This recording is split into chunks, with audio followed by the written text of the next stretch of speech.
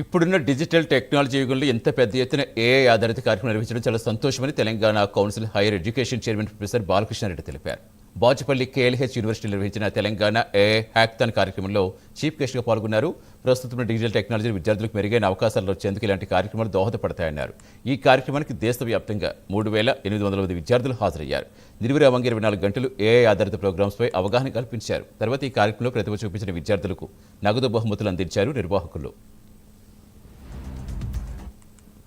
వాళ్ళు AI hackathon అని last 24 hours నుంచి కండక్ట్ చేశారు. దాంట్లో అక్రాస్ ద కంట్రీ 3,200 మంది స్టూడెంట్స్ పార్టిసిపేట్ చేయడం జరిగింది వివిధ యూనివర్సిటీ నుంచి.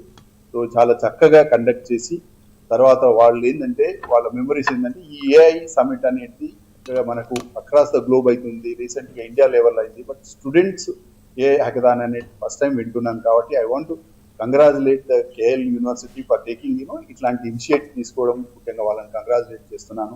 ఎందుకంటే ఏఐ అనేది ఇప్పుడు బజ్వర్డ్ అయిపోయింది. ఏఐ ఎక్కడ పోయినా కానీ అన్ని టెక్నాలజీస్ ఉన్నాయి, బట్ ఏఐ టెక్నాలజీ అనేది చాలా డామినేట్ చేయబోతుంది. కాబట్టి ఇలాంటి ఫ్యూచరిస్టిక్ టెక్నాలజీ మీద ఇలాంటి పిల్లలకు అవేర్నెస్ క్రియేట్ చేయడం, దట్టు ఆల్ ఇండియా నుంచి lot of universities teams participate చేసినాయి.